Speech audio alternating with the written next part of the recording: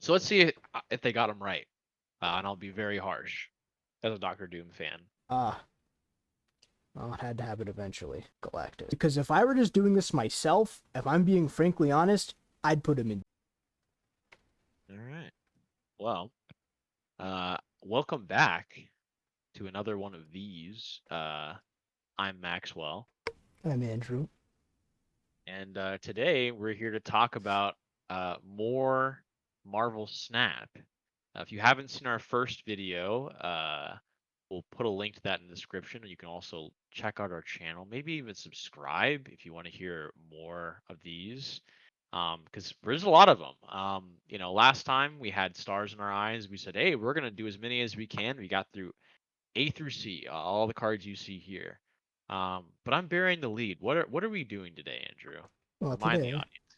today we are continuing our efforts to uh, rate every Marvel Snap card based on how well the mechanics of the character reflect the flavor and the identity of the character they are based upon.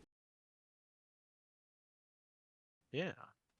And to that end, we've created this tier list here, ranking from all the way from the top of Sublime Design, where basically the characters completely fully realized in their design in Marvel Snap as a card, and all the way down to F. And actually below F, we have the Who Is This tier for characters we don't really know that much about them. So we just put them there because we cannot grade them if we don't know who they are. But as this is our second episode, there's been a little bit of time between the last one and this one, which means that we're excited to bring a new segment to these videos, Andrew's Research Corner, where Andrew goes and researches characters that we don't know anything about and then tells us about them.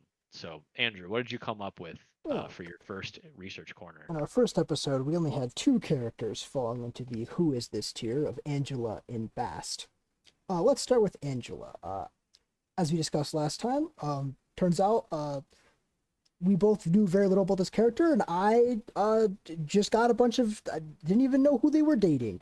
So I did some research on them. They actually originate in Spawn in Image Comics, created by Neil Gaiman for Todd McFarlane, the guy who created Spawn. They had a lawsuit over who owned them. Neil Gaiman won, and then he sold the rights to Marvel. So Angela was a person who worked for Heaven as a mercenary fighting Spawn. She got moved to Marvel Comics, she worked as a person working for Heaven fighting as Guardians. Turns out she was the daughter of Odin. A lot of adventures, taking Odin's son, newborn child who was possessed by Surtur, and throwing them in an engine that runs Heaven, and then having the engine absorb Surtur's soul from the baby. Ordinary things that happen in comics. Right. So, Just a Sunday on or like a Suntag or whatever in Asgard. yeah. With that new information, because last time what we were having was we were like, we kind of know who this character is and what she does, kind of, but we're not really sure if her ability has anything to do with like powers she may have or story. Having read her story and looking at her powers, I can confidently say it has nothing. This card has nothing to do with it.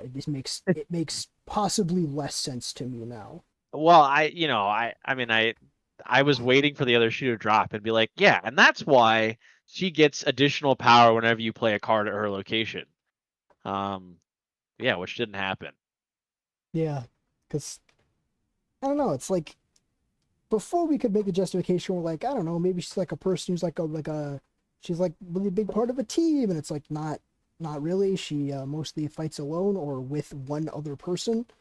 Um, she doesn't even have really any thematic links to Lady Sif, who she is dating. So kind of all around, Yeah, nothing. not great. Yeah, big lemon there. All right, now what did you find out about Bast? Now, Bast is interesting because it turns out we do actually know this character. We just know them by a different name, which is the Panther God of Wakanda. With that new context of mind of this being the Panther God of Wakanda, I've come to the conclusion that, again, this power really has nothing to do with the Panther God of Wakanda. Yeah, and when you texted me about this, what was because listen, we're brothers, we talk. I was dismayed probably the most because this card kind of breaks the rule of the Wakandaverse cards in that it doesn't do anything for the Wakanda cards. It lowers Black Panther's power. What? Like, how does that make sense? Yeah. Like you play Bast and then just makes T'Challa worse. Hello? I don't know. I don't get this card. I don't know how that relates to Valor, and it doesn't get that sort of like faction cooperation boost that we talked about last time. So yeah, big thumbs down for me for Bast. Yeah. F with malice. Well, now this is a really interesting one. This is a great segue because now we can go to the mirror opposite, I would say, of everything you just said about Bast, Okay. which is our next card, Dagger. Ooh. Ooh. Okay. Interesting. Now, I'm curious to hear your take on Dagger because I like this card. Um, but first we got to tell our lovely listeners what Dagger does. Remind everyone. Yeah, so this this is one of the many times in this tier list we're gonna run into this problem of this is an outdated version of the card because this card is it's a 2 mana 2 power. This is the first version of Dagger. Current Dagger is 2 cost 0 power. When she moves to a location, she gets +3 power for every enemy card here, or each enemy card there. Now, I will say, Dagger falls into a thing we talked about, which is going to be again a thing that's going to come up a lot in this tier list, which is a lot of Marvel characters are good at just destroying things or damaging people. Dagger is that. Her main ability is she can throw light daggers that hurt organic beings, only organic beings. She's also blind. She can sense living things also. A lot of what carries Dagger is like it's mainly just how well she synergizes with Cloak. I'll be honest. It's mainly just because she works perfectly with Cloak. Yeah, definitely. Because I agree with you. She's a little hard to create a solid card for, right? I mean, look, Cyclops with the High Evolutionary, is up there in Sublime. And he's kind of his thing is he blasts people, right? And maybe there's some interesting stuff we could do with Dagger, um, that maybe a little more playing into that ability that she has that's kind of more specific. But yeah, the fact that she works with Cloak is perfect. I mean, I guess for those of you who don't know the characters particularly well, Cloak and Dagger sounds a little corny, but hey, it's superheroes, and their whole thing is that they're a couple and they work together. And in the game, mechanically, they work together beautifully. Um, but that leads us kind of to the question, where do we want to put her on our list here? Personally, I think I think Dagger to me is I could go either way, A or B. Um, the reason why I would say A or B is I like that she synergizes so perfectly with Cloak. Um, I think that's amazing. I think it even synergizes like not just oh she wants to move places and he can move her places, but also he lets your opponent move cards there too, and she wants your opponent's cards to be there. It's like a two jigsaw puzzle pieces fitting together excellently. Um, but I don't know if that is quite good enough to get A, just because on her own, I don't know if Dagger like really makes sense. Um, Yeah, and I I would think a say lot of the cards in B kind of fall in that category. the thing with Dagger is her synergizing with Cloak is like it's perfect. That aspect of her character is just perfect. The thing with Dagger is he's actually a character that would make a lot of sense for her to be a like for her to lower opponents' powers because the entire thing with her daggers, why they only work on living things, is her daggers drain the vitality of people she hits with them. So it's not even like, oh, it just like hits you and like it like does damage or like it blows stuff up, but it's like it hits you and specifically saps your vitality. Now it'd be like that'd be perfect for being a card that would lower the power of other cards. Because of that, Right. I would say B. Yeah, I'm in agreement with that. That makes sense. She, like Cloak, has the perfect synergy with her other person, but as a standalone unit, she's not as good as Cloak. Hmm. Here's Yeah. one I don't think we've ever talked about. I'd be very curious what you have to say. Okay. Daredevil. Daredevil. Okay, this one's interesting. So Daredevil, 2 cost, 2 power. On turn 5, you get to see your opponent's plays before you make your own. Now this card is interesting, just in general, mechanically, because it has a really unique effect. There's only one other card that does something like this, and that other card is awful. So you never get to see that card in play. But Daredevil gets played all the time. He's actually good. Um, Now, as you know, everyone's probably aware, Daredevil, Matt Murdock, he's blind, but he can sense things um, with his supernatural abilities, superhuman even. He doesn't really have like superpowers beyond that per se, but he's in really good shape, and is a ninja, and he can just beat the crap out of people. And he's a lawyer. That's pretty cool. So his real So superpower is that he can somehow use a billy club to swing around New York City skylines. yeah, I don't know how he pulls that off, but he does. right. Yeah. Um, yeah, frankly, not really seeing the lawyer aspect here, so probably F. No.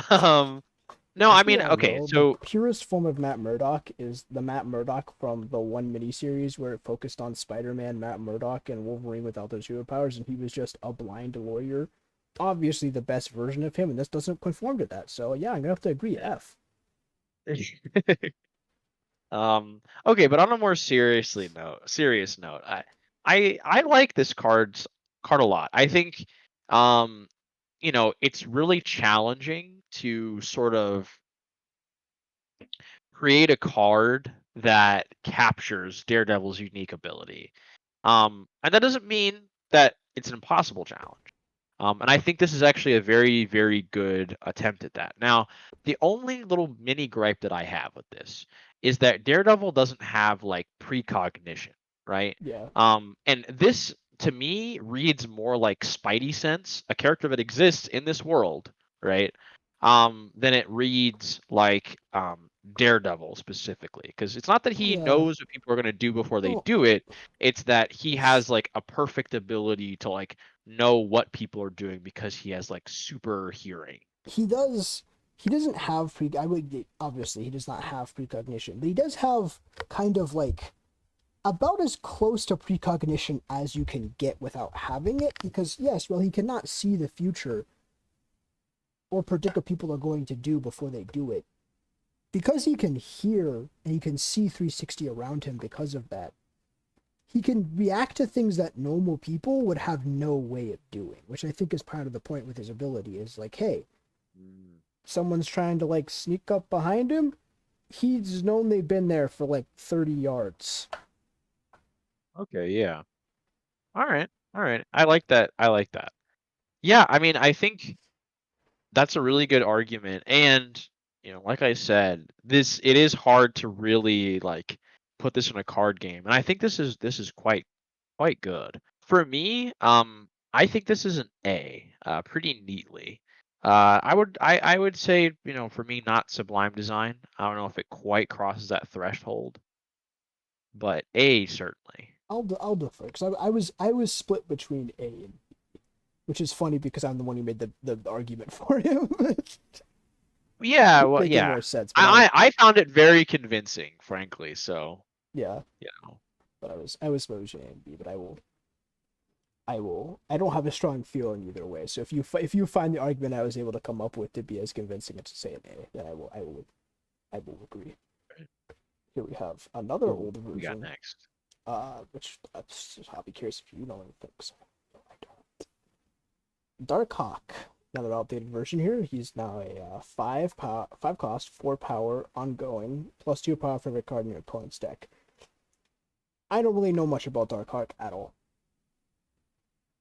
Yeah, I don't either. I remember seeing him because he used to be like a teen superhero, and he was in the Runaways at like a Teen X superhero support group in that comic. And I remember that he was kind of a jerk I in would rearrange that that sentence issue. as ex teenage superhero support group. Oh, like they're still supers, but they used to be teens. Yeah, because it's not teenagers who used to be superhero support group. It's people who used to be teenage superhero support group. Sure. Okay. Gotcha. Yeah, I mean I read that issue a long time ago. Um, but yeah, I would for me honestly, I would put him in Who Is This? I know who I he would is, agree. but I don't know who he is. So yeah, We need same category as Angela. Yeah, I know this person. I've read a couple of comics in the minute. I don't even like. I think the power source is like that gem on his chest, and that has to do with something. I'm like, well, he's Darkhawk. He like because the reason why he was like a jerk in that comic, because I think it was when he's Darkhawk, he like loses control of himself to some degree. But I don't really know, and none of the things I know about him really have anything to do with what his card does. But I feel like this might be another Who Is This that becomes F. But I guess we'll find out next time. yeah. Stay tuned for Andrew's research corner in the next episode. Well, here's one. I'm going to tell you this one. I'll be very interested. Dazzler. Dazzler. Okay. Now I know who Dazzler is. Um so she is 2 cost, 2 power, ongoing, +2 power for each location that's full on your side. So I know Dazzler. Everyone knows Dazzler in the Marvel universe because she's a pop superstar. Kind of funny because she's a mutant, and people don't tend to like mutants, but maybe she's got that sort of one of the good ones kind of status going on. Um, Kind of funny. But she, as the name suggests, can create kind of a light show with her energy-based powers, dazzling people. And yeah, she's also a musician. Um, very famous A musician. roller skating Um, disco magician. yeah, yeah. I mean, I don't know Which what this has to now. Okay, so I hear me out. legitimately think this card is mostly based on her being a disco magician and that she's like the life of the party. And when more people show up, it's a party. That's the best I got. No, I mean that was what I was about to say. I think listen, Dazzler is filling the stands. She's got a sold out show. Okay. Um, and I think that is a great argument for her being in D tier. I I think. would agree. It's justifiable, but you justify it and you're like, Yeah. this could just be a card called musician and it would fit Yeah. as well. Yeah. I mean, look, I couldn't use that same logic for anyone else currently on this tier list. But I don't like that I'm using that justification for this card. So D tier. D for Dazzler. Holy hope you don't make that joke every time you put someone who starts with a D in. I will do that every time. Do not edit this out. I will do that every time. Well, let's see if you Be get to do it prepared for now. that for the rest of the 300. Ooh, okay. Well, I can already tell you that he's not going to be in D tier, but Yeah. So next we have Deadpool. 1 cost, 1 power. When killed, returns to your hand and doubles his power. Now this is the I first. really wish. Sorry, go ahead. This is the first in the list of people with regeneration powers where they're trying to figure out an interesting way for them to not be dead. Yeah. Uh, I wish that it said because it says when this is destroyed. I wish it said when killed. That would be awesome. That would be very Deadpool, honestly. I wish Um, it said when I'm killed. that would be good. Yeah, that is kind of now this isn't even Deadpool's powers, but it's what he's known for. The guy breaks the fourth wall all the time. not really acknowledged, at least not to my knowledge, like if that's like an actual ability that he has that's It like is. it is. Okay, interesting. Um, but like yeah, that's not on the card, which is kind of like okay. I mean, maybe him holding up his daggers, maybe he's trying to say like 1/1, I don't know. And like he's got two of everything, he doubles up, some subtle nods there. The Penny Arcade version of this card has him like holding the power and cost in his hands, which is pretty dang sick. But yeah, as far as the mechanical card design, it's like halfway there, Deadpool has the X Factor, or yeah, is it called X Factor? What is it called? The healing factor is. Oh, okay. He is healing factor. He was part of the Weapon X program. There you And go. he's like Weapon 13 or something like that. Uh, I don't know. He has a number. Maybe in the research corner we'll figure out what that is. 11. That's yeah. Okay. Weapon I 11. should have just said it. I should because I'm like I know 12 is the squirrel, and I don't know who I don't know Interesting. if weapon. Actually, no. Is weapon 13 the squirrel?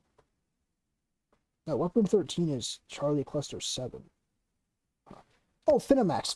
Fintomax is weapon 13. Yeah, I know who that is. I didn't know Charlie Cluster 7 is, but I know Fintomax.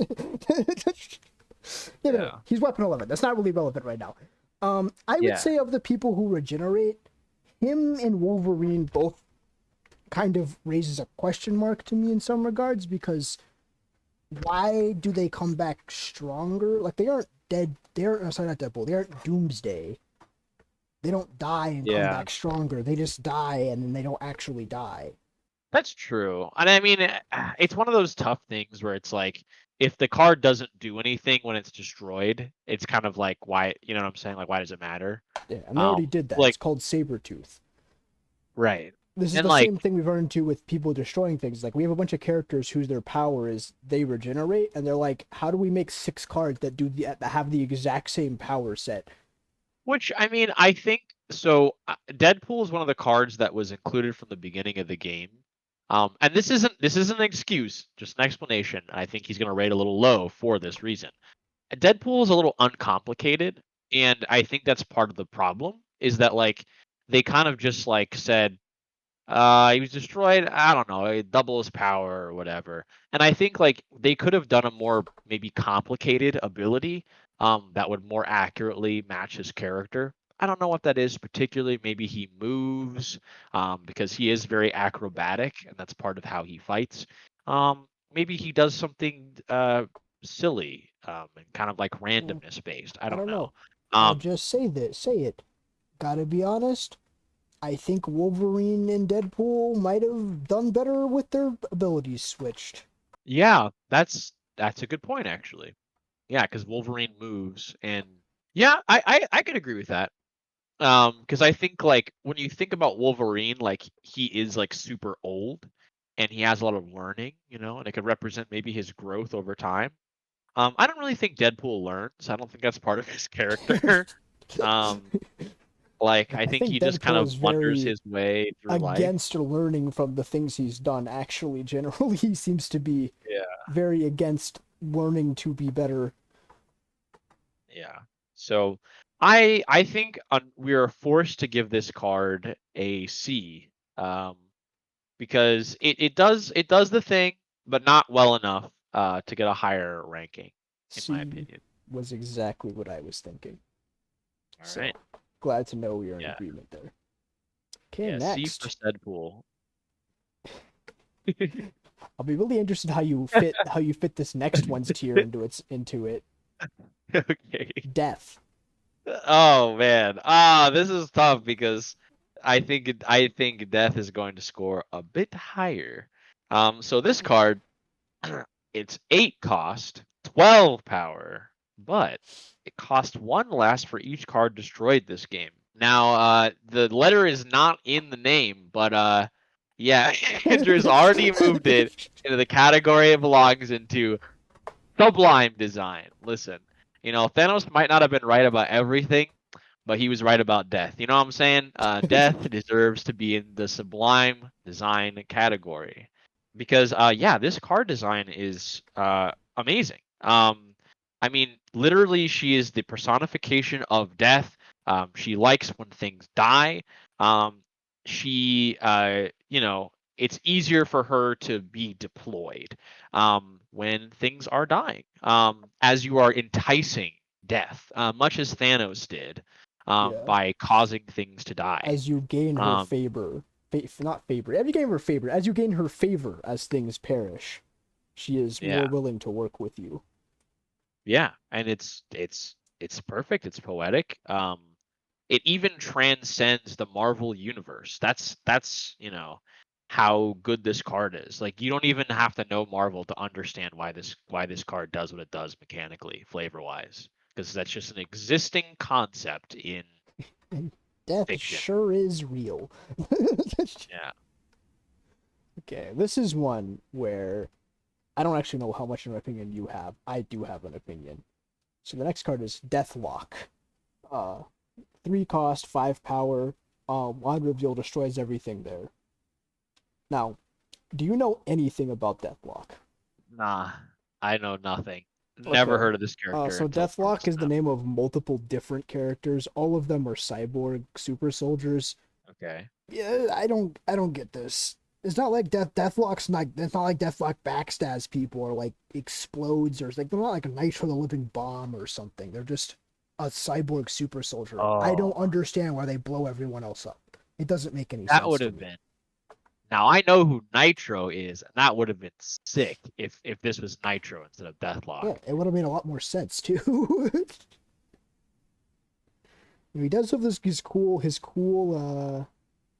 visual effect of him shooting all his rockets and everyone blowing up. I don't know. I don't. Based on my knowledge of the Deathlock character, this amount of collateral damage does not seem to really fit them. So, Yeah, I mean, what are you thinking then? Uh, is this gonna be because okay, I think based on what you just said, that sounds like a D to me.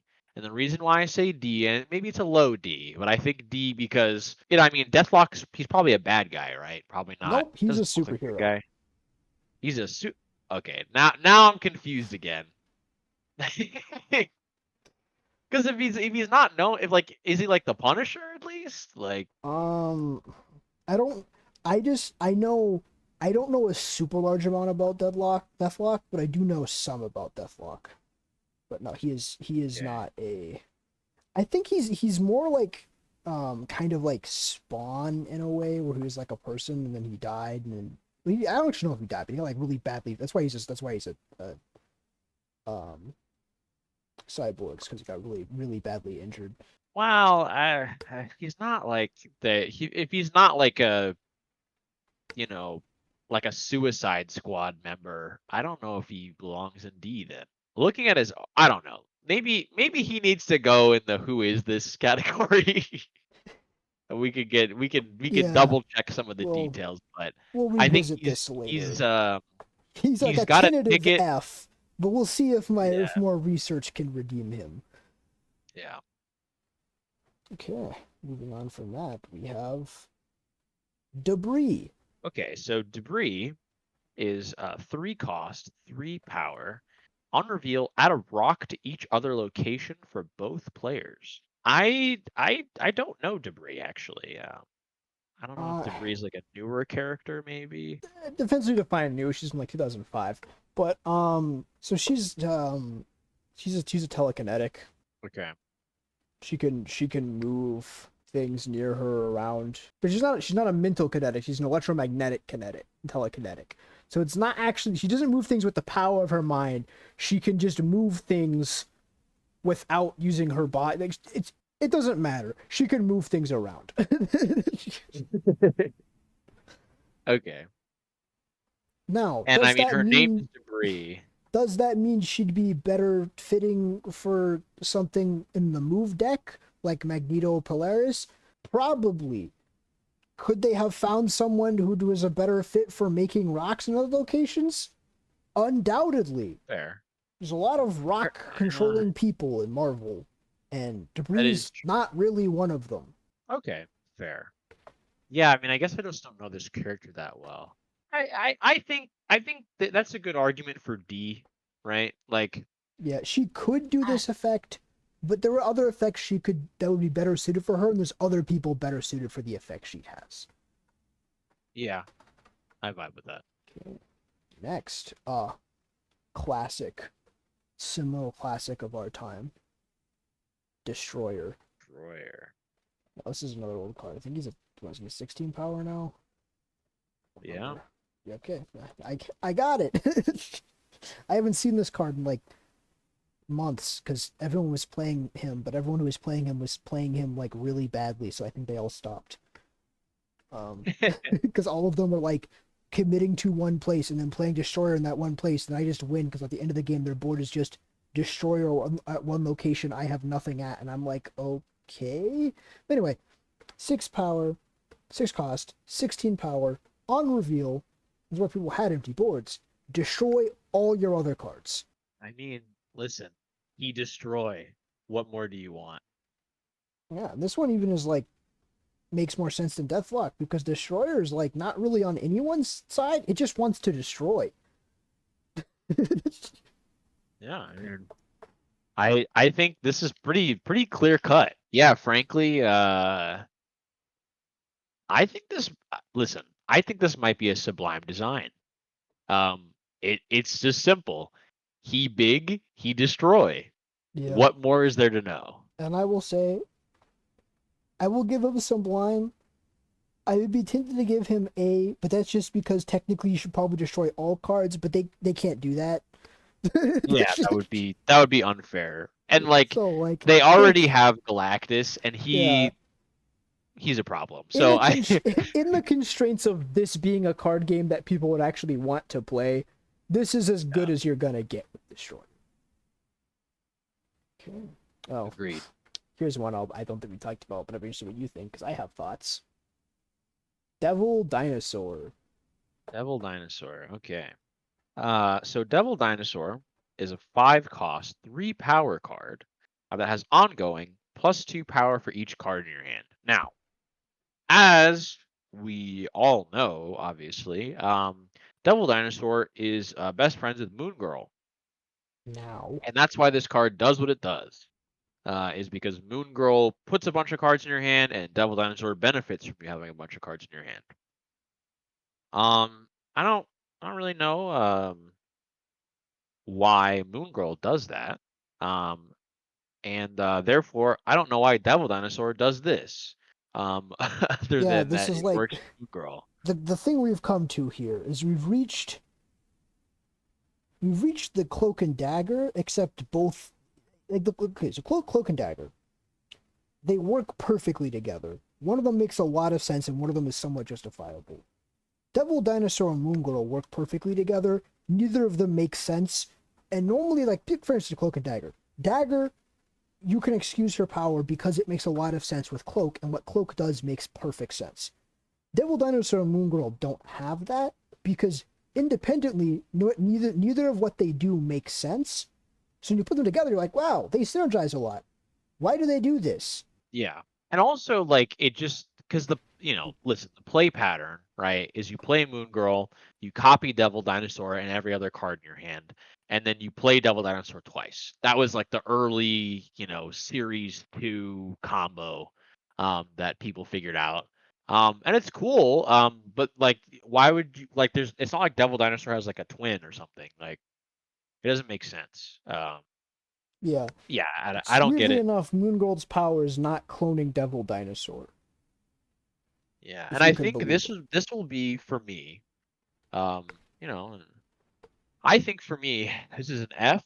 And that's kind of interesting because I feel like this is the first card that we've had so far that has obvious synergy with like a companion card that just doesn't help. Yeah, Because it's like a multiplier on 0. It just doesn't help you. yeah, you get the Link synergy, you get twice the power, and you're like, wait, this doesn't do anything anyway. And then you're like, oh no. Yeah. multiplying And two, great. multiplying 0 is 0.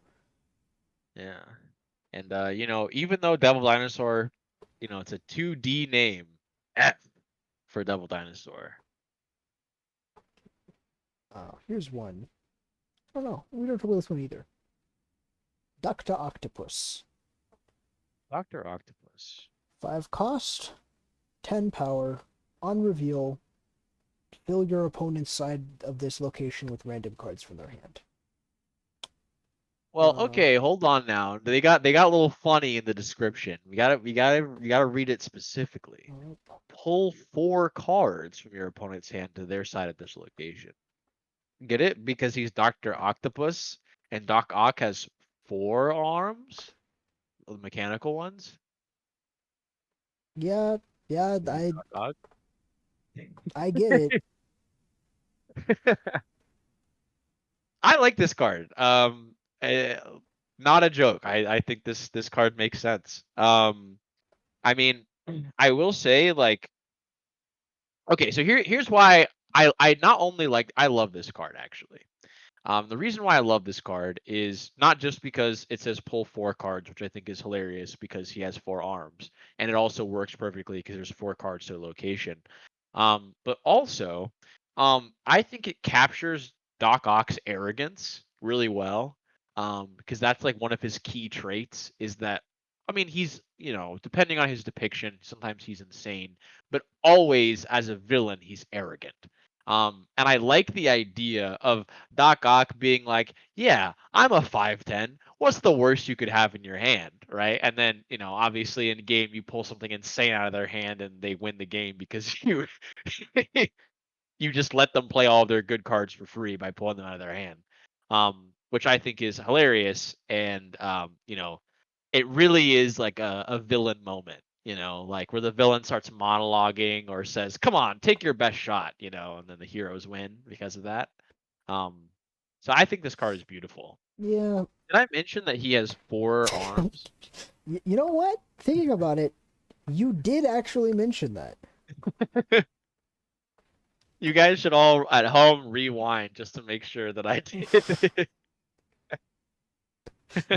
You gotta be sure. Yeah. Eh, I don't know. I'm not a super big. To be fair, a lot of my dislike of this card is mainly just be because I don't like this card the way I don't like its play pattern. But I don't know. It's fine. This card is an interesting thing where it's like so I don't know. I don't know. It's like it it makes sense. But if you were to ask me to design a Doctor Octopus card, I don't think I would make this.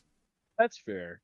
Yeah, I that's fair. I think that keeps him out of Sublime Design, but I mean, come on, right? Like, yes, he isn't like I wouldn't come up with this either, but I think like this does basically everything I want in a Doc Ock card.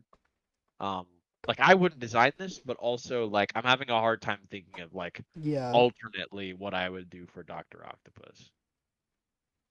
yeah. That's the other thing with Doctor Octopus is the reason why I don't have an opinion. Like I have a hard time having an opinion. Is I'm like this wouldn't be what like I would think you would design Doctor Octopus card. But when I try to think of how you would design a Doctor Octopus card in this game, I don't have anything Yeah, I think A is a fair grade for this card. because I'm unable to You think know, of anything else. I will begrudgingly accept A. yeah, but if you rewound, listen to me say that he has 4 arms and he pulls 4 cards 4 times. Go ahead and comment the number 4 times in the comments to let us know that we should have put him in Sublime Design. Doctor Octopus. That's not Doctor. We used to Doctor Octopus. Doctor Strange. There's a lot of doctors in the Marvel universe. Yeah. Um. Yeah. So Doctor Strange, he is a 2 cost, 3 power, and he is on reveal. Move your highest power card or cards to this location. Um. Now, you know, kind of interesting. Now I will say this, right? This is one of those things that reminds you that this game is based on the MCU as well as the comics. When I think of comic book Doctor Strange, I don't get this card. But when I think about MCU Doctor Strange, this card starts making a lot more sense because the first thing that Doctor Strange learns in the MCU when he starts learning magic is he learns how to create portals. And that's like a big thing they always do in the movies where they, make a circle with their hands and they make those golden The portals and they step sling through them. ring. It's like, yeah, it's like his like distinctive ability. He has lots of other spells and stuff, but that's like the tried and true thing that he can do, and he uses it a lot, and he used it to bamboozle Thanos. So I think that him creating portals and moving stuff makes a lot of sense. I don't know why he moves your highest power card though. He's That calling in reinforcement. See, my question for you is if you don't think this makes sense for the comics, have you ever read One More Day? I haven't actually. So, after Aunt May gets shot, right? And she's like Yeah. dying because she got shot and she's like a billion years old. Um, the first person Peter goes to is Doctor Strange. And Doctor Strange is like, I can't help her, which I'm like, I feel like you probably could, but sure, let's just agree that you can't. And then they spend like hours of Doctor Strange just teleporting Spider-Man around to random people, and they're like, "Hey, can you save my aunt?" And for some reason, no one can. Doctor Doom somehow can't save her. I don't really know how that works. I feel like if anyone should be able to save someone who got shot and just like I don't know do anything, like I don't know how all these people with a bunch of magic can't do anything to save a dying woman. But Yeah. ignoring that, Doctor Strange does do a lot of teleporting of people in the comics. Like that happens a fair bit. Okay. You've read That's fair. Secret Defenders. That's how he gets people. He teleports them. That's true. That is no, that is very, very true. And it's something that he can do that most other people can't. So yeah, no, I get that. Um, Now, the I think animation like is MCU based. yeah, yeah. I think and this is somewhat tenuous, so this is me making my case, Your Honor, for the Doctor, to be placed in A tier. I think that this ability makes a lot of sense. He's someone who acts with intention and strategy. So he's not just pulling a random card to his location. He's pulling the heaviest hitter, because he's realized where they need to be. He's already teleported himself there. He's bringing them along because they can't teleport themselves. Um, yeah, the defense rests. I would agree. Our second Doctor. These are not in true alphabetical order because I was gonna like, let's see if our next Doctor can do this, but the next card isn't a Doctor. It's Domino. So, Wait. Is Doctor Doom? Where's Doctor Doom? uh, he's Oh, too. He's is he no, he's DR uh. or is he No, two he's the O's? last card. I think they just forgot about Doctor Doom. He's the last card in D. Okay, cool. All right. Well, Domino, what does she do? Domino is a 2 cost, 3 power. You always draw her on turn 2. Um, So Domino has luck powers, kind of very similar to similar but the inverse of Black Cat. Black Cat makes the people she's fighting against have bad luck. Domino just has good luck. I I guess this kind of makes sense luck wise. It's you're always lucky because you always draw her the turn she can be played. She's always on rate. Um, yeah, on rate for those at home who are somehow inexplicably watching this video series but don't have lots of knowledge about card jargon, means that she is like sort of the average power for her cost, like what you'd expect for her yeah. cost. And also, she is on rate, but what I actually meant to say is a different card jargon, which is on curve, which is in most card games you want to spend all of the resource you have on whatever turn you have. So she always draw on turn 2, meaning you could always spend all of your energy on turn 2 playing her. Yeah, Um, I mean, like yes, right? Like I like that she's on curve, and on rate. Um, like it's good, but it's not great, you know. Um, uh, because the thing about Domino, right, is that like she's like a fighter type character, right? Like it's not just that like because she Domino could be more whimsical than she is, right? Like there are certain characters that they're superheroes that could probably be better defined as like adventurers, because they kind of get up to like hijinks and stuff. Whereas Domino, like she carries around guns and like fights people, right? Well, Um, she is a Deadpool character, yeah. so I think that yeah, I mean, which does make her a little more whimsical, but she's whimsical in the same way that Deadpool is whimsical, where like he whimsically like blows people up, right? yeah. Um, he's not like whimsical like Domino's not like, all right, time to go to the grocery store and then something crazy happens. I mean, maybe, but like That's I gotta be real. That sounds like a Deadpool comic. okay, well, the reason why that happens though, right, is because it's funny, right? Not because that's like a normal thing that makes sense. Like as far as being like an interesting and like heartwarming narrative or whatever, right? Like if Squirrel Girl went to the grocery store, that would make sense because it's Squirrel Girl. And if Domino went to the grocery store, it makes sense because you're like, oh, I bet something funny is gonna happen, you know. Um, True. Anyways, I don't know. This is getting a little deep in the weeds here. I think Domino is like a B. I think it's a B. Eh, maybe even a C, frankly. A lot harder than this because I was gonna say like C or D. So Ooh. we'll All split right. that Well, difference let's and let's go with let's meet C in the then. middle. Let's meet in the middle, so I don't get to say I don't get to say D for Domino. Okay. Well, revisit a thing we had last time, which is we have now Dracula. Dracula. Okay, so Dracula. You know, who, as everyone knows, is a Marvel character and a Marvel character only. Uh, at the end of the game, oh, so he's 4 cost and 1 power.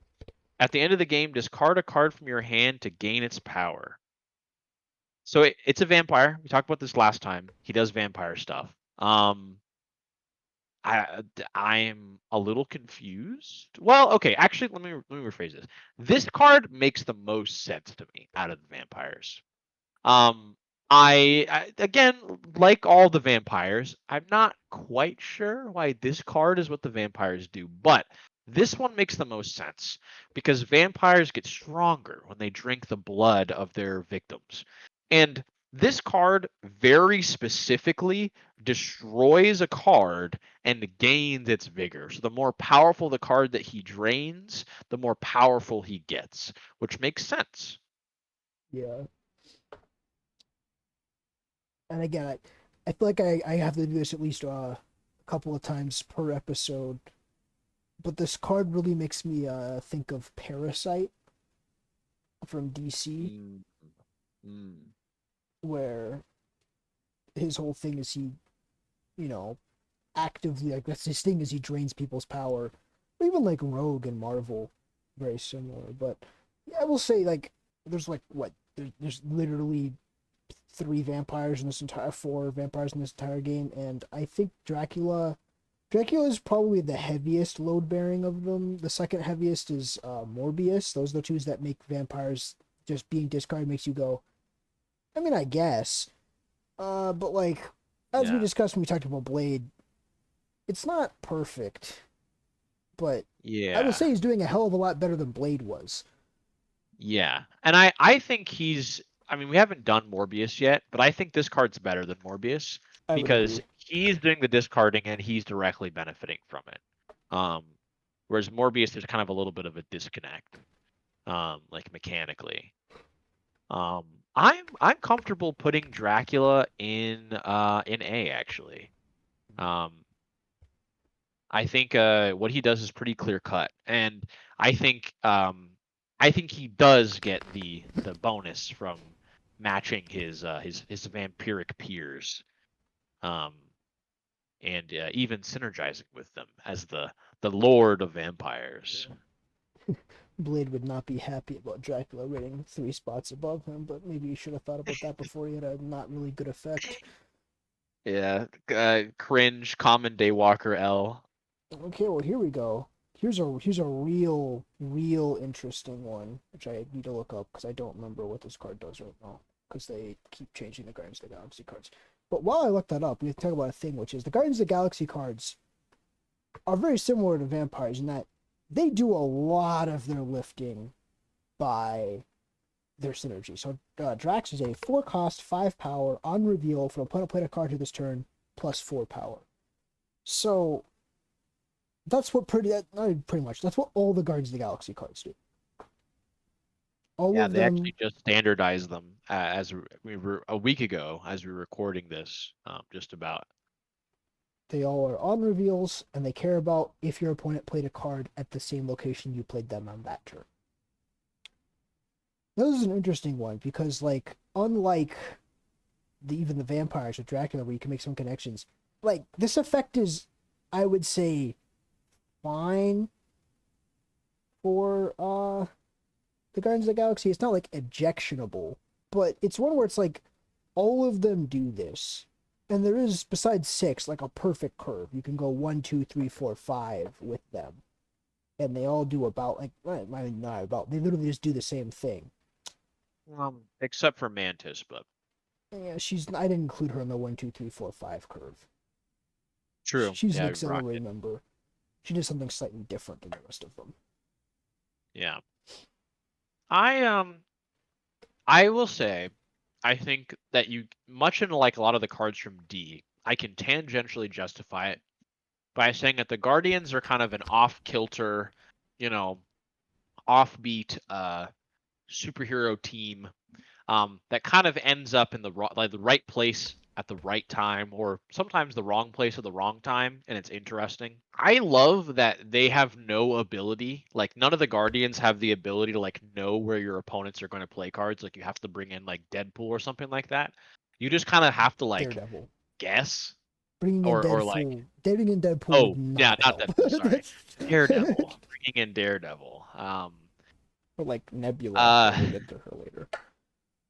yeah. Which Now, frankly, Nebula's about to rate highly, but you'll probably hear about that in like July or whatever.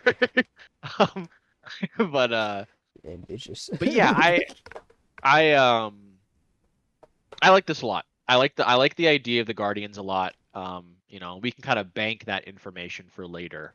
Because they all do the same thing. None of them are different. Actually, okay, here's a big question.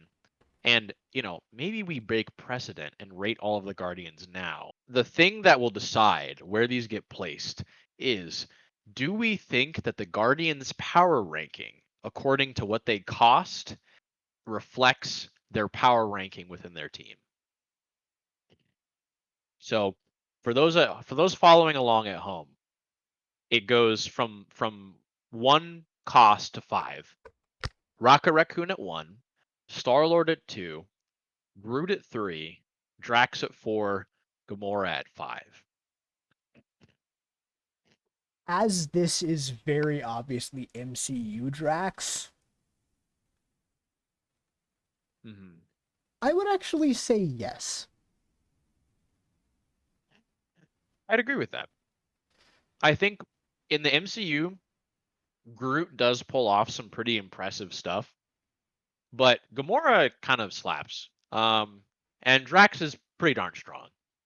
Um, Star Lord is kind of like he's kind of like he has his moments, but also like he does have kind of those like, yeah, he's the leader, you know, kind of like, why is he here? It's like, listen, he's got a jetpack Yeah. or he's got rocket boots. In the He's the movies, which leader. is also, all of these characters are very evidently based on their movie versions, which makes sense because let's be real, before they made the movies, how many people knew about the Guardians of the Galaxy? I'll tell you, not very many. Yeah, no, nobody was repping the Guardians. Um, but hey, I love them now. they had great movies. So, We, um, unless you just forgot, we read them before. We read the old Guardians of the Galaxy. yeah, We have the issue where they very. fight Shamrock. Everyone's favorite Marvel character, Shamrock. Yeah, yeah. Where's Shamrock on Marvel Snap? Where are the Although Shamrock one fans? person Shamrock fans who was rise up. mentioned in that comment, actually, now you did mention he shows up, who's not in this, Wonder Man. Technically, the future version Oh, of Wonder Man where named is Hollywood. Wonder And where is Wonder? Like, forget Shamrock. Where's Wonder Man? Man? Yeah, actually though, dude.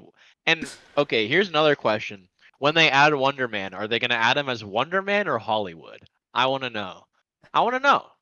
Are they gonna do? Maybe they'll do like an LA season pass, and they'll add like some of the Runaways and Wonder Man. I don't know. Listen, Wonder Man needs to be in the game. As a Wonder Man fan, I won't call myself a stan because let's be honest, I just really like Wonder Man conceptually. I think it's really funny to have superpowers and really good superpowers too. Like he's very strong and just go like, yeah, honestly, being a superhero not for me. And like he's not a villain either, like because like so many people get the powers and like I can use this to, like rob banks and stuff. And he's like, yeah, like He was a I mean villain. I'm like it's pretty cool, He you was know? Like yeah, a reformed villain because he was given his powers by Enchantress, and then he died. And then later he's like, "Hey guys, I'm a being of pure energy, and I'm alive again." They're like, "Whoa, what are you gonna do now?" And he's like, "I'm going to act."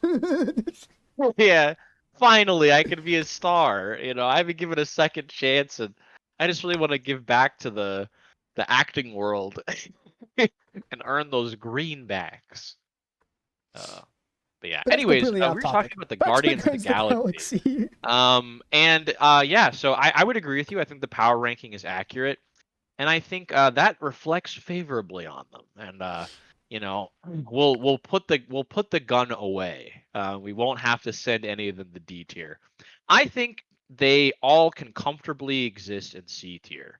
Um, the power ranking is good. The fact they all have the same ability is good. You can very easily put them in a deck together, which is really cool. Um, but you have to kind of work a little bit to say why they have their ability. Yeah, and Um, I will say, some of their animations make more sense than others. Mainly Rocket Raccoon and Groot's animations, I get it. I don't know why Drax throws his daggers at someone else. It's not even really a thing he does. yeah, And then Gamora just hits them, and then she gets more powerful somehow. yeah. Ah, all Like, right. the little things. Move on. Finally, here he is, Doctor Doom. Ah, Victor Von Doom. One of my favorite Marvel characters. I actually recently made a deck of my favorite characters. It's it's powerfully bad, but it's also actually pretty fun to play. Um, so let's see if they got him right, and I'll be very harsh as a Doctor Doom fan. Um, so he's six cost, already a good start. 5 power. Um, on reveal, add a 5 power Doombot to each other location. Now this is to me interesting as someone who's a big Doctor Doom fan. I like, and listen, this is coming from a Doctor Doom fan, okay? I want him to have all of the abilities. Frankly, I'm dismayed that you don't just play him and win the game. But barring that, I would like to see a little bit more fleshed out. Part of Doctor Doom's whole thing, he's extremely arrogant, but he's also very competent, so it's kind of balancing that. This doesn't really have either of those things, which fine. You can't have all the characters' personality and their abilities, but when it comes to his superpowers, he's really, really smart. He's created all of these Doombots and other inventions, but he also is very adept at magic. And from the very beginning, he's done kind of like magic adjacent, super interesting stuff. Like his graduate level experiment was creating a portal to hell. And yeah, that the faculty didn't really look kindly on that. So he was removed from college. Um, but um, yeah, I don't really. There's no magic in this, but Doombots are pretty iconic. And I like that. the Doombots, they're really strong. They're not like, Ultron, where Ultron's a bunch of drones, which we'll come to later. Doctor Doom, his Doombots are basically Doctor Doom when Doctor Doom isn't around. And I like that the Doombots are strong and they have the same power as Doctor Doom. There was a little blip where the Marvel Snap team decided to make them not have the same power, but they've changed their ways. I'm assuming after a few Black Hood visits to the Latverian embassy, maybe a couple slaps around, they've seen the light and they now would like the Doombots to have the same power as Doctor Doom. So, yeah. Anyways, rambling aside, Let's see, you know, what I would what say, do you have to say? this is interesting. I actually much prefer that he doesn't have any magic, and there's a Okay. very good reason for that. Besides Doctor Strange, very few, if any, of the magic characters in this game have magic that's identifiably like them. Because you know that Doctor Doom has magic. Tell me his classic spell. You can't. He That's doesn't fair. really have one. I really like they went for a thing that Doctor Doom does that is like, it's Doctor Doom. Because Doctor Doom, Baron Mordau, that could easily be Doctor Doom. That could easily be anyone with magic. Very few, if any, characters could replace Doctor Doom, have this effect, and make sense.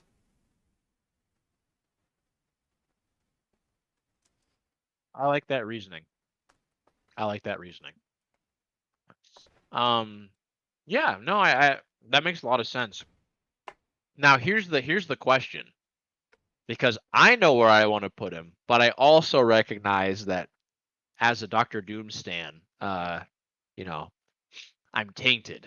I'm prevented from seeing the truth, even if I'm right, it'll be for the wrong reasons. I want to put him in Sublime Design. What are you thinking? Now it's funny. It's funny you say that because I was afraid I was gonna have to settle for A with how you didn't Let's really like him, go. and I was willing to do that. But if you, Let's if my go. argument has made you see the light, who am I to disagree? Dude, the Latverian's going crazy in the comments, bro.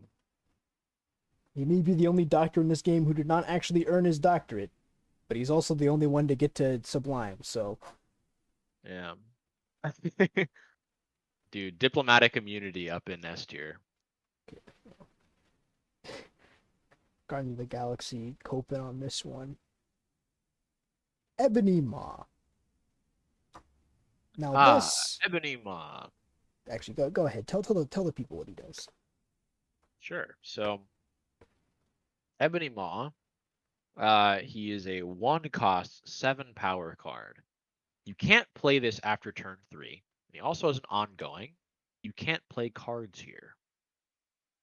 Now this is a very very important card for this video series, I would say. Because correct me if I'm wrong, this might be one of, if not the first cards in this game we ever discussed flavor for. I think so. Now Uh, there's a certain recent card that's a good companion piece to this card by the name of Cull Obsidian.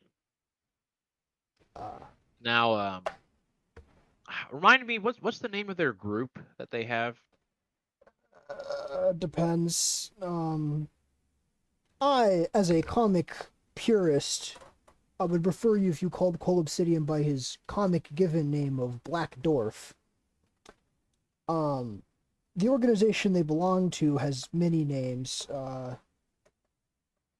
The Black Order, the Children of Thanos. Those people who are in game that they didn't really explain well, so people don't really know who they were. Many names. But the main core is they work for Thanos. They're his like lieutenants and his army he has. And they all work together really well because they all work for Thanos. They're like they're like the special ops team. If Thanos needs something really challenging done, he sends out the Black Order and they get it done. Ebony Maw, if you've only watched the movies, you'll remember Ebony Maw as that guy who was throwing around Iron Man and Doctor Strange. Um, in the comics, he doesn't really do that. He doesn't have powers per se. He's just a really, really good diplomat. Now, with that in mind, why does this card do anything it does? Yeah, I don't know. Like you would think with an effect like this, he'd be like super like pig-headed and like he doesn't work with other people, or he's very mercurial or something. But he's a powerhouse on his own. He's got 7 power, which is like not true. And he doesn't work with Cull Obsidian. Yeah, Like he doesn't combo with his homie. He's like anti-synergy. cool. If you're gonna keep bringing him up, I guess I should probably just grab him. Cole Andrew, Obsidian. what does Cull Obsidian He do? is a 4 power, 10 cost. You may backwards. 4 cost, 10 power. I don't know why I keep saying cost for power first and then cost second, even though I mean the numbers correctly. And his effect is you cannot play this card except for in a location where you have a 1-drop. It was almost perfect. Almost. Except Ebony Maw prevents you from playing cards in the same location as him, which means you can't play Cull Obsidian where you've already played Ebony Maw. Make it make sense. It's like this is literally, and maybe this will come up again. I can't remember off the top of my head, but this might be the only instance in Marvel Snap of 2 characters that work together that not only don't have synergy, but have anti-synergy. Like they just don't work together. Yeah, it'd be like we complained about Bassett not really working with Black Panther. Would it be like if Bassett's text said, on reveal, set the power of every card in your hand to 3, and then destroy every Black Panther on your hand, deck, and battlefield? Yeah, I don't understand. Um, I mean, Ebony Maw and Cull Obsidian were developed like at very different times, I imagine. I don't know what the backstage is like in development, but yeah. Ebony Maw was there in the game on launch. I would Cull Obsidian's imagine. pretty new. Cole Obsidian came out Um, like I don't think they were working on cards 2 years ahead, but maybe they were. yeah, you never know how long like a design might be just cooking on the back burner. They're trying to figure it out. But yeah, I mean this sucks. I hate this. You know, I don't know if it's worth creating an additional tier. But I almost want to have an additional Yeah, tier. This is like anti-sublime design. This is like cursed design. Like this is not just like, you know, this card doesn't make sense. It's this card doesn't make sense. Also, screw you. Like I this is upsetting to me. Um so yeah, I mean very bottom of F tier. yeah. Rock bottom and start digging, like The kind of question is, type. do we is Cole Obsidian condemned with Ebony Maw, or Mm, I would say no, because Call Obsidian works really well with Thanos. yeah, And that's what he's supposed to do. He should work with Ebony Maw, but that's Ebony Maw's fault. yeah, I won't let Call Obsidian suffer for Ebony Maw's sins. I would agree. I would say Call Obsidian. He works with Thanos. It makes sense. He's not really empowered by the stones per se, which is kind of a bit of like a little I bit of would a drop actually ball say, there. to be fair, this is like a weird circumstance to say this, but I would say B, just because he works with Thanos and he's the only member of the Black Order who does. That's it. There's That's very there's true. 5 of them. One of them actively works against it. One of them does nothing, and 2 of them are a completely different strategy. And if you play them, you're probably going to lose if you're trying to play Thanos. Cole Obsidian, Well, hold on. What about Black or What's her Supergiant. name? No, the one that was the season pass one. Black Swan's Um, not part of the Black Order. oh wait, she's not? No. What is she? What is she part of then? I thought that was the whole point of that season. You know, German mutant. Depends who you're asking. I think this is the. I don't know if the one in Marvel, because there's two people who have the name Black Swan. This one of them is from an alternate reality. Okay, she Yeah. joined. Okay, no, she did join the Black Order. When did this happen? She's a new character. Okay, she joined the Black Order. Um. Okay. She joined the Black Order after the Beyonders things happened. So she's part of the she's okay. This is where we have to come to the thing where I know a lot about comics. I know a lot about comics, and anything that happened in the past 15 to 20 years, I probably don't know about because I don't follow comics anymore, really. Black Swan joined the Black Order very not like I say very recently because for me it seems really recently, but I think the restructuring of the universe happened like not a decade ago, but like close to. It was after the Beyonder stuff when Molecule Man restructured reality after they fought the Beyonders after God Yeah, Emperor yeah. Doom. So After she God is part of Emperor, the Black yeah. Order from then. So Okay. Yeah, because that's what I remember reading in the patch notes. So okay, she's the only OG member of the yeah, Black he's the Order. only classical era Black Order Yeah, member who works with Thanos. yeah. I'm comfortable with B. I think Call Obsidian can go into B.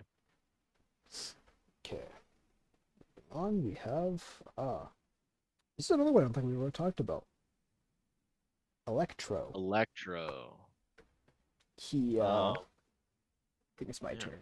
Cause actually no, I guess it's yeah, your turn because I did Cold Obsidian.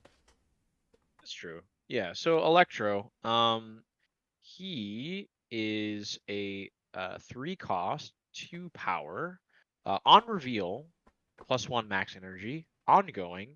You can only play 1 card a turn.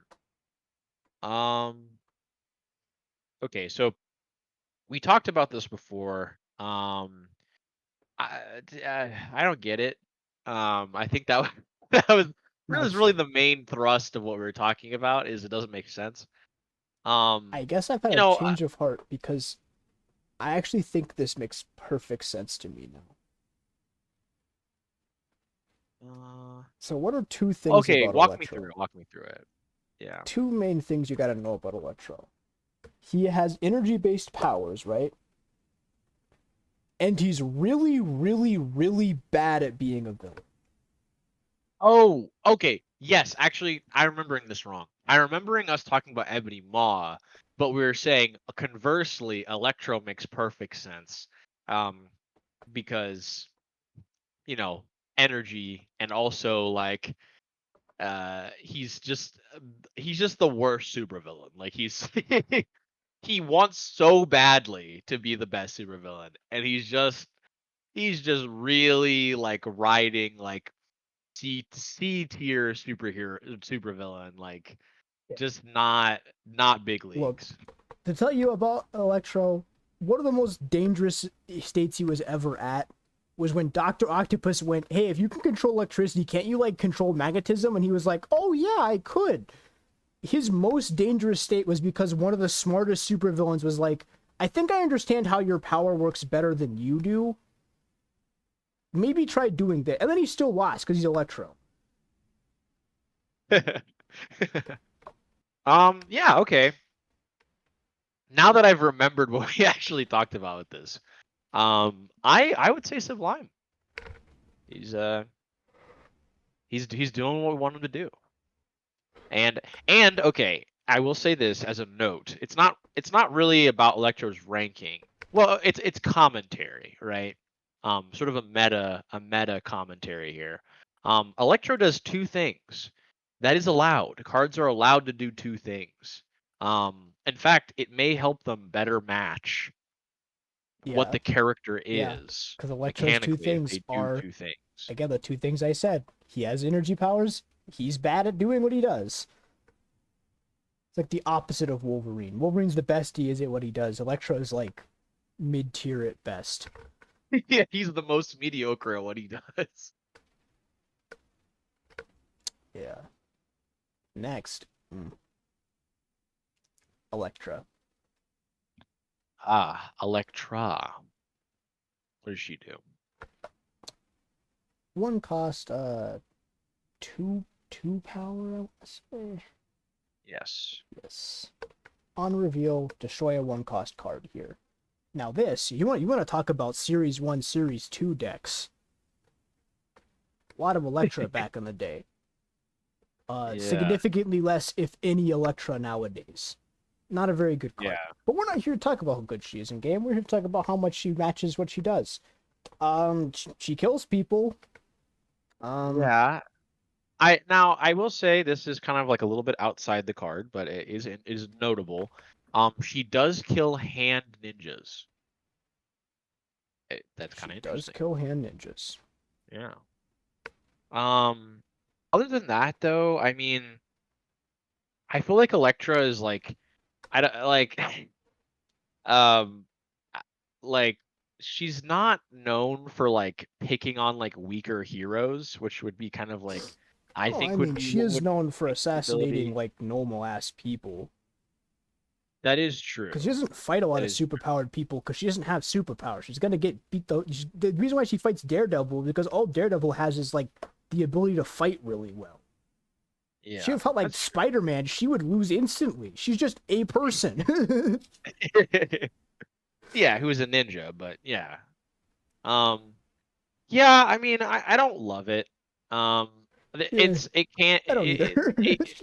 yeah, I maybe C. I Um agree with you. yeah, it's better Oof, than the cards pardon in me now. D, but it's not strong conceptually. It's not enough of an identity there to really get any higher than C.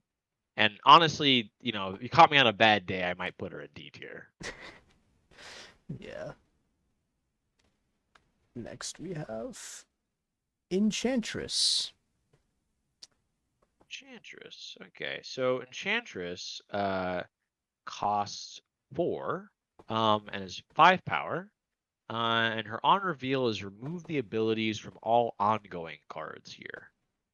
Um, so Enchantress, Asgardian, in love with Thor, but Thor's in love with Jane Foster. So she's mad. Um, and as the name would suggest, she enchants things. She meddles with people's minds and creatures as well. I, I- I don't like it. like you like it? No, I said I don't like it.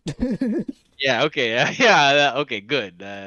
Yeah, I don't like it either. I think this is a great example of D.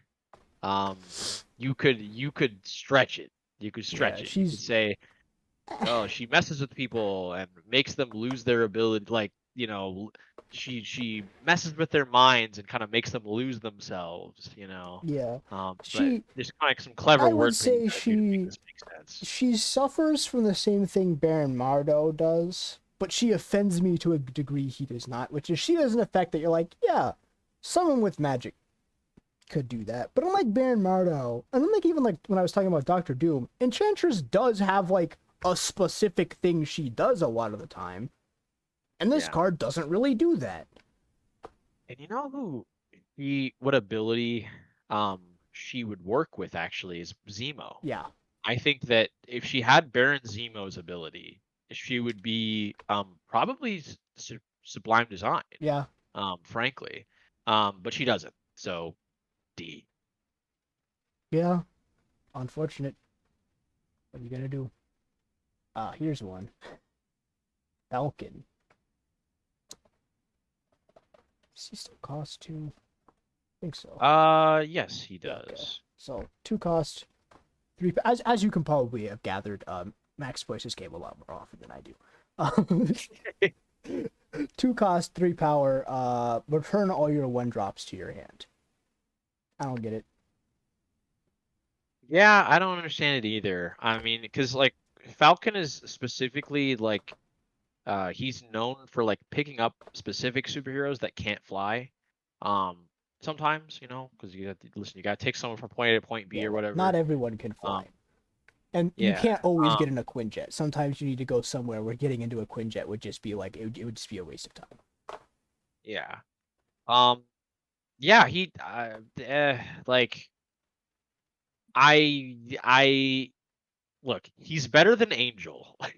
Okay. I would say he has this. I will say I think we might end up having this problem for all of them, which is because this is a problem. So magic has like a very very like it has flavor coded things of what regions mean. So it's like when you bounce Magic it, the Gathering. you magic together. So it's like your hand is like your thoughts in hand, and like your deck is like all the things you know. So it's like when you bounce something because you're supposed to be summoning stuff, it's like, oh, it's like you're like returning a creature back to just being like a thought. But it's like bouncing because Marvel Sun doesn't have those zones having meanings. So like I feel like a lot of the characters who bounce aren't really gonna make much sense because what does bouncing someone mean? Yeah. I Like mean, it's a gameplay action, I understand that. I don't understand what Falcon's supposed to be doing to the one drops. Is he picking them up into the air to like drop them later? Like I don't. yeah, I would say so, right? Like he's letting you reposition them. He may even be saving them from So is Beast just like a grabbing Killmonger. people and throwing them into the air? Like is Kitty Yeah, I mean, Pride flying somehow? yeah. No, that's a good point. I mean, well, because Kitty Pride is like, I mean, it's a form of movement, right? The problem that I have with it is that it would make more sense to me if this is a move card and not a return to hand card. You know what I'm saying? Because there are some cards that like they make sense, right? Where like Stegron, he smacks somebody into a different location, or um, you know, Ghost Spider and Spider Man like web sling somebody to another location. And that makes sense. It's like a form of movement. Going to your hand it's not quite as clean. It makes sense. I think honestly for me, Kitty Pride actually makes a lot more sense than this does. Um, because if Falcon moved somebody somewhere else, I'd be like, oh, tactical repositioning. But him kind of, pulling someone back to your hand, I don't know. It doesn't really work for me. It can be explained. It's not very strong. Um, Strongly correlated with him. Um, I don't know. I maybe like top of D, bottom of C. I don't know. What do you think? I would say D. All right, let's go with that. I would say he joins his bouncing brother in Beast. And that was a lot of alliteration. Didn't even that wasn't even intentional. It happened though. Moving on. Ah, now here's one we've been waiting for actually, since near the very beginning of this. Forge. Forge. Forge. Okay. So Forge, 2 cost, 2 power. On reveal, give the next card you play +2 power. Break it down for us. Now, at the very beginning, you'll remember last episode, we went on a long tirade about how much we dislike New America Chavez. This card is the good version of New America Chavez. It makes perfect sense. What does Forge do? He makes technology to help people. What does he do? He makes technology flavor wise to make your next card better. It's great. Yeah. It just makes sense. Like, Yeah, I love it. if Forge was gonna do anything in this game, it should be what this card does. Like, I don't think it gets any more clear cut. Yeah. Sublime. Yeah. Ah, well, it had to happen eventually. Galactus. All right. I think this is a good one to end on. As he ends the locations. Galactus. 6 cost. Good start. Good start. 5 power. Okay, interesting. On reveal, if you're now he's gone through a couple iterations, but his current one is on reveal. If you're winning this location and this is your only card here, destroy all other locations. Now, first of all, just gotta get it off my chest. Don't like Galactus in game. Very annoying card. However, he's got a lot of good things going for him flavor wise. First of all, the fact that he's really he's really aggravating in game, kind of on brand, to be honest. Um, he destroys locations, which is a unique thing that only Galactus does. I like that. Galactus Oh, is, him or his probably the ship. most dangerous thing that will happen most of the time in Marvel Comics. Obviously, there's crazy world-bending events that happen, but Galactus just shows up and he says, "I'm going to eat Earth." Like not like, metaphor, like I'm literally going to eat Earth. Because I can do that because I'm Galactus, right? Um, that's crazy, right? And I love that his ability is him just blowing things up, like locations, not cards, locations up. That rules. Um, I, eh, my only issue with it is I don't know why he blows up two locations and like leaves the one that he's at. That's a little odd to me. Um,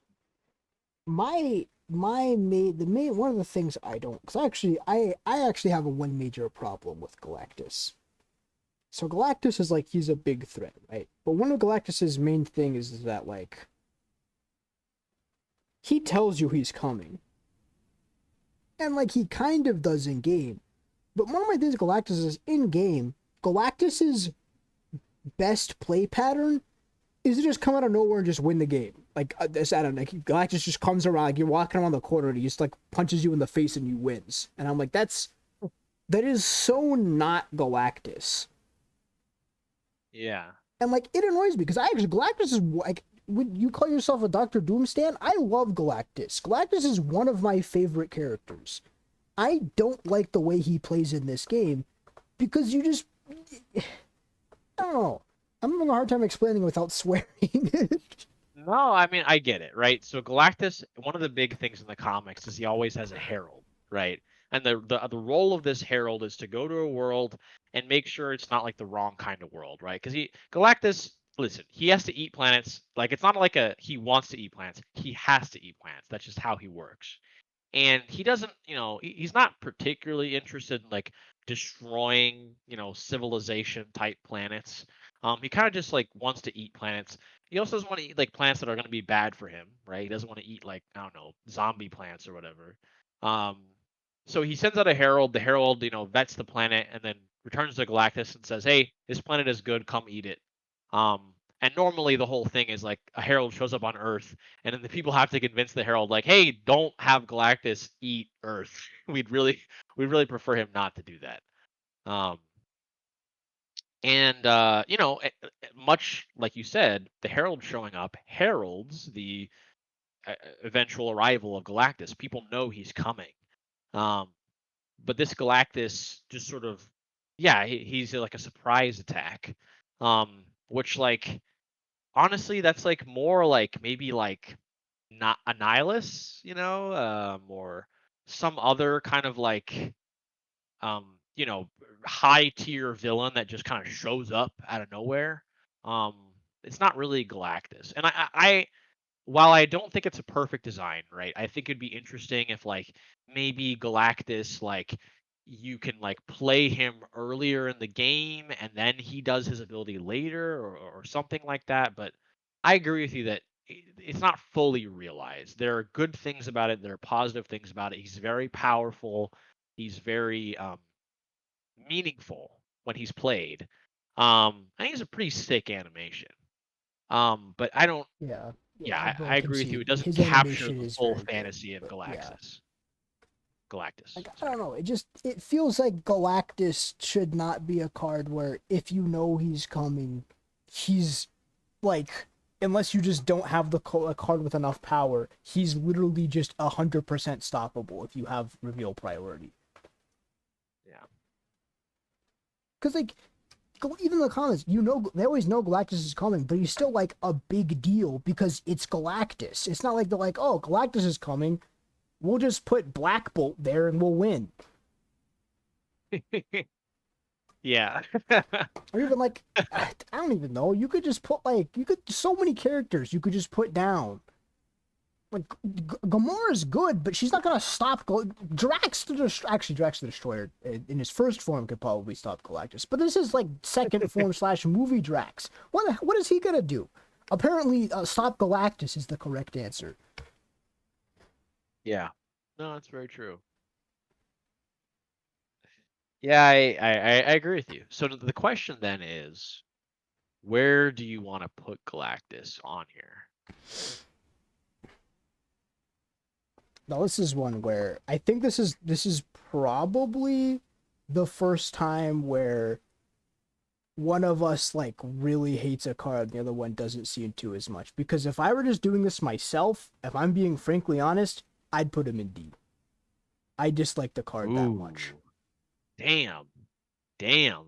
Now, that's crazy because not crazy because I think it's a bad ranking, but I think that like for a lot of the cards that are in D, the cards just don't do enough.